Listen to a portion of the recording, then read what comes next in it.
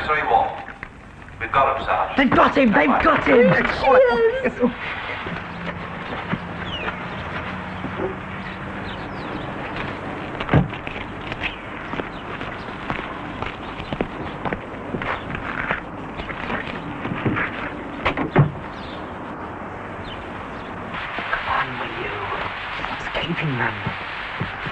Control, this is Alpha X-ray 1. We've got a right one here, Sarge. I've opened up the coffin. It's empty. Empty? It appears Mr. Desmond will not be attending his own funeral. You mean the whole thing was a gag? Desmond must have known it was only hours before we picked him up. He had to find a quick way of diverting our attention. All the stupid goons taken for a ride by a funeral hearse.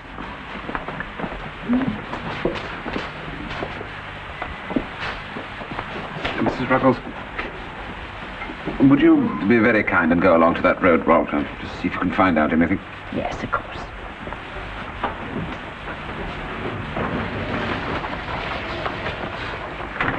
If you feel like making yourselves a cup of tea, the kettle's on the stove. Mm-hmm.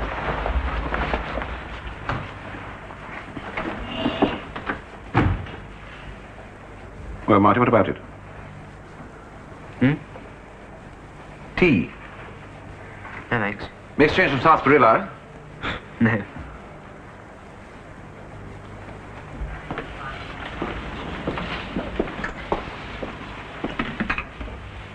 Biscuit? We shall get him, you know. Pardon? Desmond, he won't get away. It's just a question of advising customs and immigration, coast guards, shipping, airline people, that sort of thing. What about Jane Walker, the voice of truth? What if they get away? Jane Walker's a different proposition. We have to save her as our pièce de résistance. What's that supposed to mean? You mustn't touch her until the time is right. Well, when is the time going to be right? If she hasn't already gone? No. Miss Walker won't leave Redlow until she's accomplished what she set out to do. Failure is not acceptable in the Soviet intelligence network.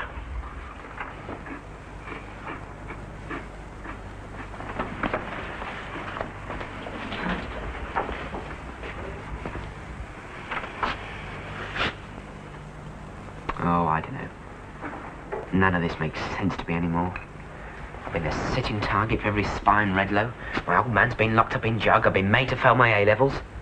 And all for what? I ask you, Mr. Forrester, what have we achieved?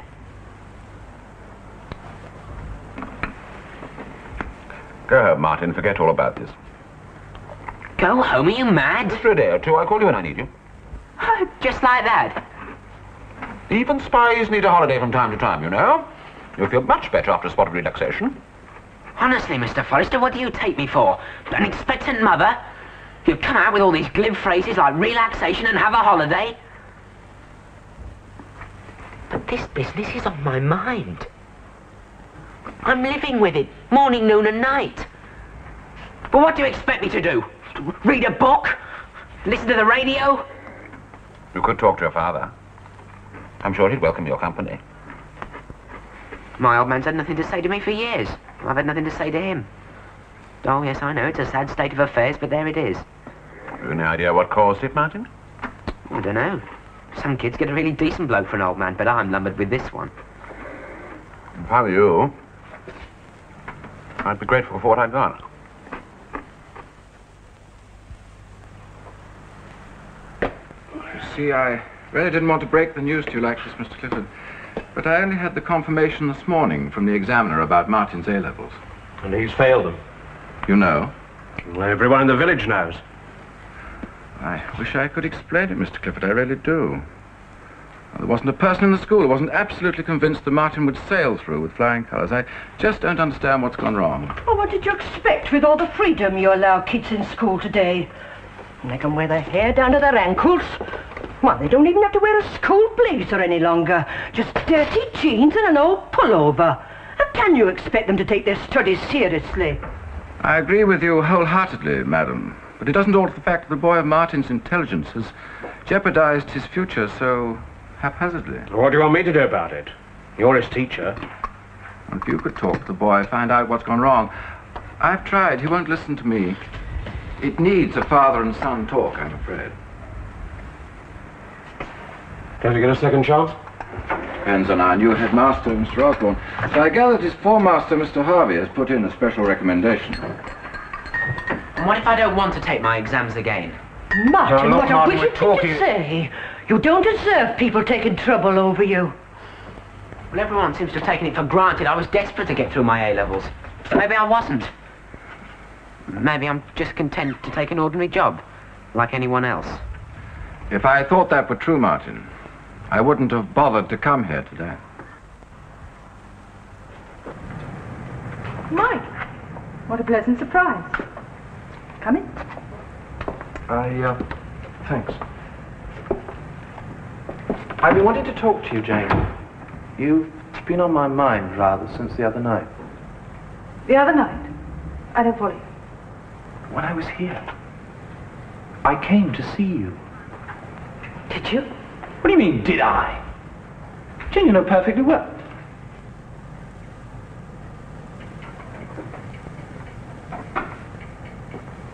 What's going on, Jane? You, going away or something?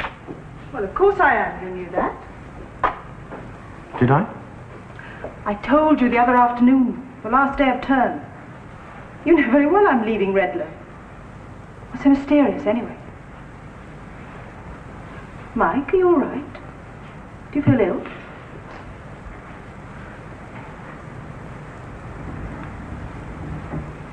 I don't remember.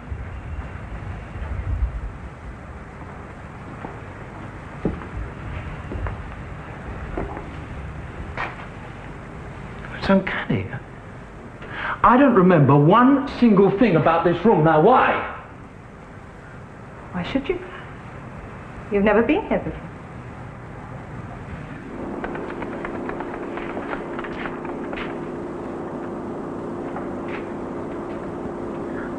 I don't believe you.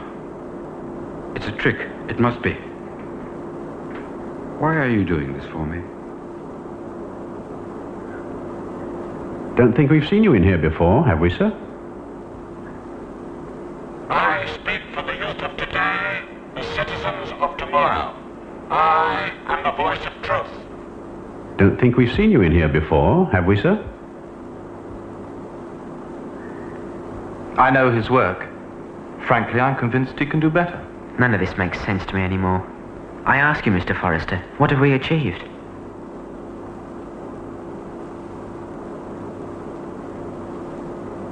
I'm tired of teaching.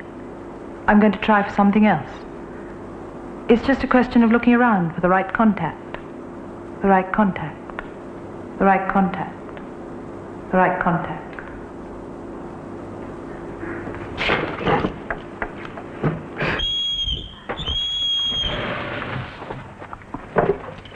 Yes, Mr. Forrester? Mrs. Ruggles, if you want to reach me during the next couple of hours, I shall be at the school.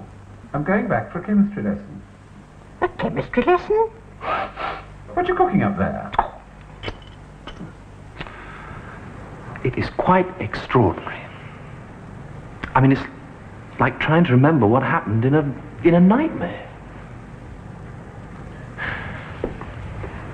I have seen this room before. And yet I haven't. If you'd been here before, I'd have known about it. And the painting. What painting? There was a painting here on this wall, some kind of landscape. Wrong there, there's never been a painting there. And there was a door. Here. Mike, There, you please. see?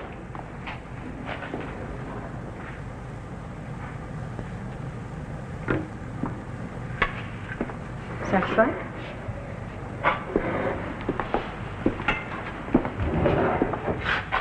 I'm sorry, Jane.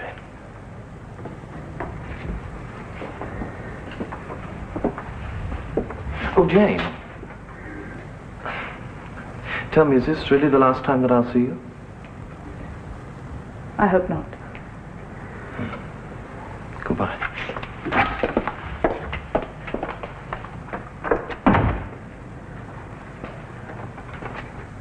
No, Mr. Fletcher, I failed my exams and that's all there is to it. Perhaps, perhaps not. You deliberately failed them in I the first didn't place. Yes, deliberately- Martin, deliberately failed them. You don't teach pupils for years without knowing something about them. When I first heard from Mr. Harvey how you answered your papers, I just didn't believe it. You were always different. The one boy in the class who had the intelligence, the willpower, and above all, the need to get through. And yet, it didn't happen that way. There had to be some reason. At first, I thought it was some kind of reaction against me. You, sir? Oh, yes, I know what the kids think of me at that school. I've always known. Not that I care. I'm too old to change. I didn't found my A-levels a reaction against you or anyone else. I know that, Martin. That's why there had to be some other reason. I don't know what you mean. Well, I don't know what all this is about. You're perfectly entitled to tell me to go to hell. But if somebody has persuaded you to fail your examinations, I must know who.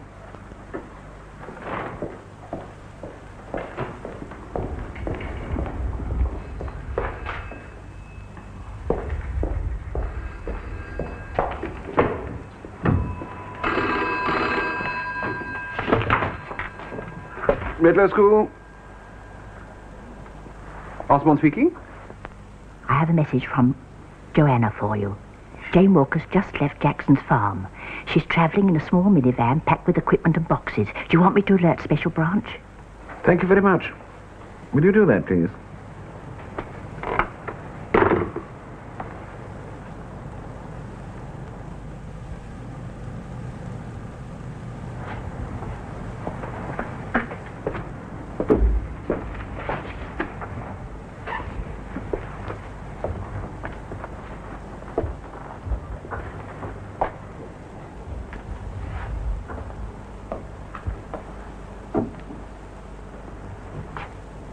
I had no idea you were so interested in chemistry, Headmaster. An oversight in my education. However, I intend to remedy it in the very near future. Perhaps you'll allow me to help you. I was never a particularly responsive student. You may find it rather hard to convince me. I have my own methods.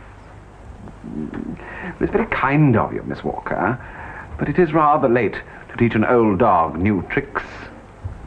Besides, in my position, you have to be very careful. Tricks? Were you going to say? Come along now. The Major is looking forward to meeting you. Uncle John.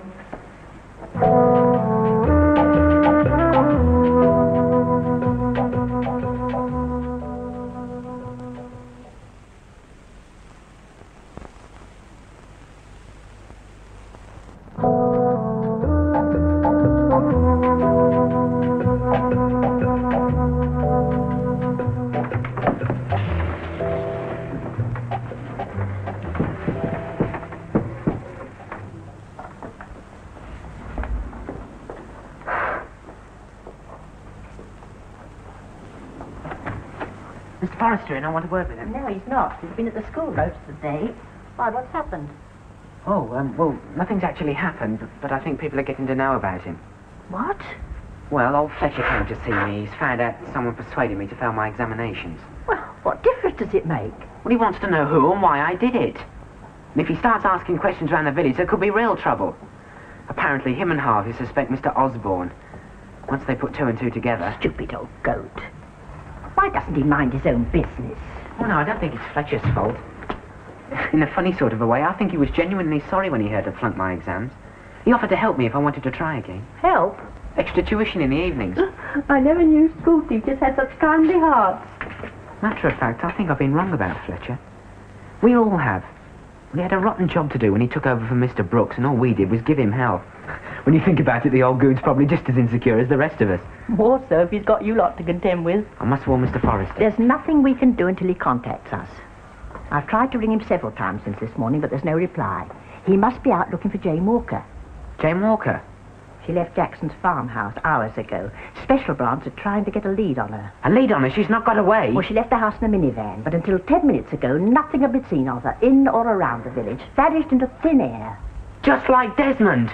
The fools! I warned them, didn't I warn them? Stop worrying, Martin. They're bound to pick her up eventually. There's roadblocks all over the place. Wait a minute. Where are you going? I'm going out to Jackson's farm. I've got some unfinished business to do. You'll do no such thing until we get word from Mr. Forrester. Mrs. Ruggles, there might be things in that farmhouse that'll help us find Jane Walker and identify the voice of truth. I don't care. Until we hear from Mr. Forrester, we wait.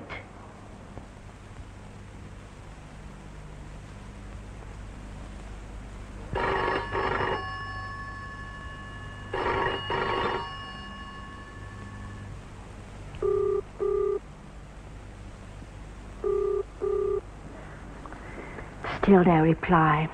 Do hope nothing's gone wrong. Oh, don't worry. Forrester's quite capable of looking after himself. Yes, maybe so. But for years, Uncle John has been the #1 target of every KGB agent. You make him sound like some sort of super spy. My dear Martin, Mr. Forrester's considered the most uniquely original brain in British intelligence. He's given carte blanche to do whatever he wants. Is that how this school for spies idea started, then? The school for spies was Mr. Forrester's idea right from the start. He always wanted to find a way that would give young people a chance to show that they care about protecting the society they live in. Even if that society has got a few holes in it. To everybody's surprise but his, he found there were youngsters around, like yourself, who do care.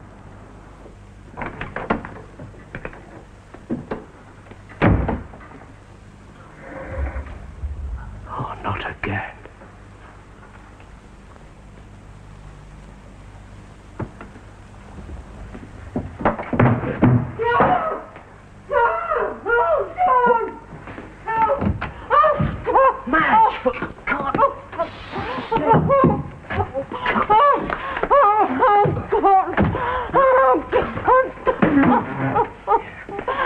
All right, Matt.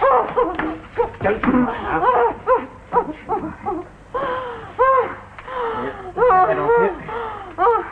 I'm here now. Oh, Georgia, I thought they were going to kill me. No, you just sit still now. I'll get you some tea. No, I think you need something stronger.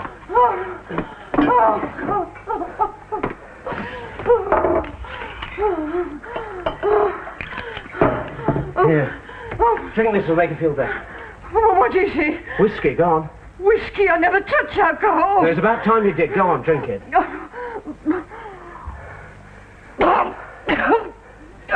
Now, try to remember, Madge. Was it the same two men who came after me before? I don't remember it. It sounded like them. Or did they take anything? I don't know.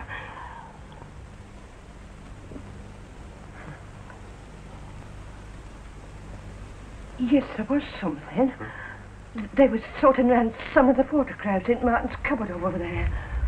And from what they were saying, we've got to make sure that Martin keeps out of their way. Martin? Georgia, I don't know what this is all about, but if you value that boy's safety, you've got to let him come back to Nottingham with me. Those two men have gone looking for him. Madge, are you feeling fit enough to travel? Do you want me to take Martin to Nottingham? That's the No, first I do not want you to take do. Martin to Nottingham. I want you to collect your things and go. For your own good. There are things happening here that only Martin and me can deal with. Well, he's only a boy, George. Not anymore, he's not. Well, if you'd rather. I don't want to stay where I'm not wanted. I do try and help, you know. I've done my best for you and the boy, and I can't say more than that. We know you have. We'll manage, Madge, and I don't want you in any more trouble. So take your things and go off like a good girl, eh? All right, George, and if you need me, I can always help. George, what are you doing? Thanks for all you've done, Madge. I'll be in touch. As for this, you don't need to worry. I'm going to do something now that I should have done a long time ago.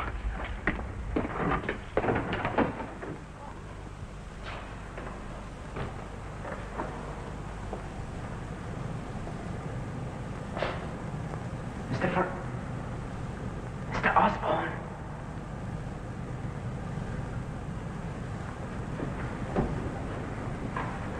Mr. Osborne!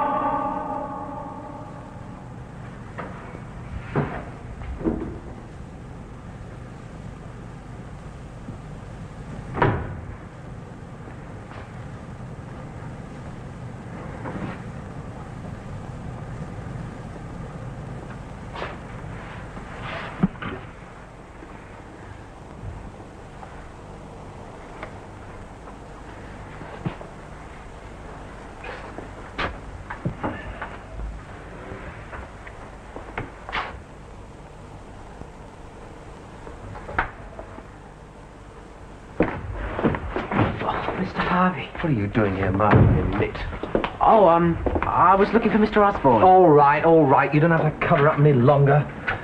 I know that Osborne and Forrester and Uncle John are one and the same person, but as usual, I was the last to be told. And you also know about Desmond being a double agent. Yeah, I'm afraid so. Mr. Harvey, I'm sure something's happened to Forrester. Why? Well, he came to the schools hours ago and hasn't been heard of since, but his car's still outside. And I found this. Siesta? Now, we must get out to Jackson's farm. Oh, no, you're not going out there. I went out to Jackson's farm, and that's 6 hours of my life I can't remember. You go out there, and the same thing will happen to you, mate. But Jane Walker's probably on her way back to Martin, Moscow. would you just leave it to the police? Jackson's farm is going to be torn to pieces by Special Branch. But don't you understand? Once Special Branch get their sticky fingers into the pie, we can say goodbye to Mr. Forrester and the voice of truth. Now, please, Mr. Harvey, don't let us goof this one up. Not this time. All right. I'll get some help. I'll meet you at Jackson's farm in half an hour, all right?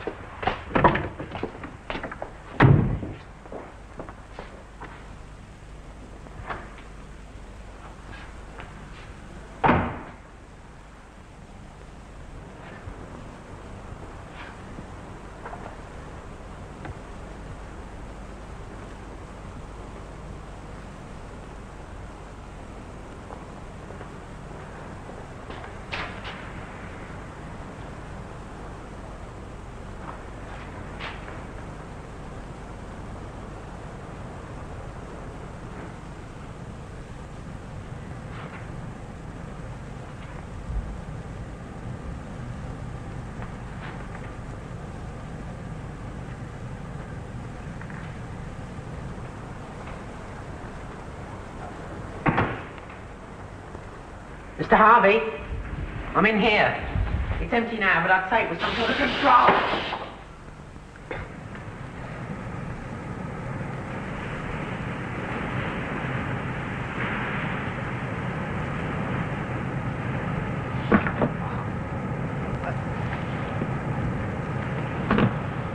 What's going on? Anyone there?